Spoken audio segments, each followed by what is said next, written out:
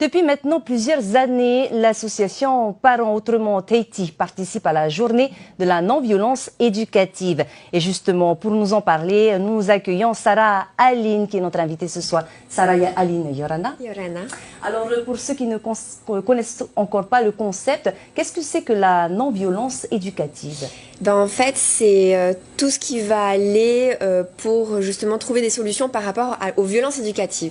Les violences éducatives, c'est par exemple tout ce qu'on utilise pour éduquer nos enfants, comme par exemple la fessée, le baleni o, crier, les menaces, le chantage. Aujourd'hui, on sait grâce aux neurosciences affectives et sociales qu'en fait, il y a des impacts sur le cerveau. C'est prouvé aujourd'hui. Et donc, du coup, on sait pour quelles raisons il faut absolument utiliser des alternatives. Et quelles sont ces alternatives, justement? Eh bien, par exemple, on va utiliser des outils de communication non violente, par exemple, pour communiquer sur nos besoins et sur nos sentiments. Ça nécessite de déscolariser les enfants? Non. C'est l'éducation, l'enseignement à domicile? Non, c'est pas forcément. Même avec très très peu de temps, on arrive à avoir du temps de qualité au lieu d'avoir du temps de quantité. Hein.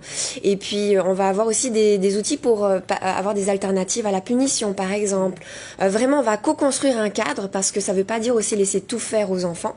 On n'est pas dans le laxisme, on est au contraire dans un cadre responsabilisant où les enfants en fait décident des règles avec les adultes pour du gagnant-gagnant.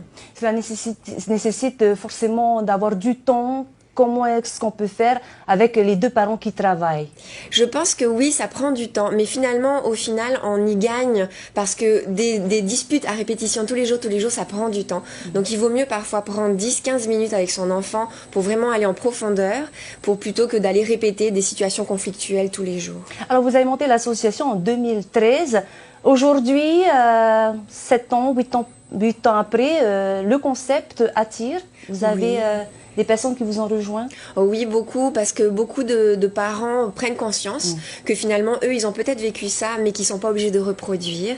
Et que finalement, même si on n'en est pas mort, hein, on entend beaucoup ça, et quand même, peut-être qu'on aurait aimé que nos parents fassent différemment. Donc aujourd'hui, les parents veulent faire différemment, cherchent des solutions, cherchent aussi à guérir leurs propres blessures de eux-mêmes quand ils étaient enfants. Et ça, c'est vraiment très important. Et vous êtes aidé dans l'association, justement, par des professionnels? On a beaucoup de professionnels qui font partie des bénévoles de l'association et puis nous-mêmes on est formés à plusieurs techniques, que ce soit de psychologie ou d'éducation. Voilà. Alors la journée nationale de la non-violence éducative, c'est demain. C'est quoi le programme qui est prévu? Alors à l'écolieu, à FAA, donc on va organiser des partages d'outils. Donc très concrètement, les parents vont venir, vont nous exposer leurs problématiques et puis donc du coup avec tous les bénévoles, on va sortir des outils pour fabriquer, pour essayer avec nos enfants qui seront sur place. Ça va être très convivial et très pratique. Il faut s'inscrire d'avance? C'est toujours mieux, mais si vraiment ils n'ont pas le temps, vous pouvez quand même venir. Il y a le plan sur notre page Facebook. C'est gratuit, tout le monde peut venir. C'est gratuit pour les bénévoles. On peut adhérer sur place. Et si vraiment l'argent est un frein, nous, ça nous est égal. Venez avec un petit peu de main, une plante, et ça nous c'est OK pour nous. Sarah Aline, merci beaucoup d'avoir répondu à nos questions ce soir, Maruru. Merci à vous. C'est un événement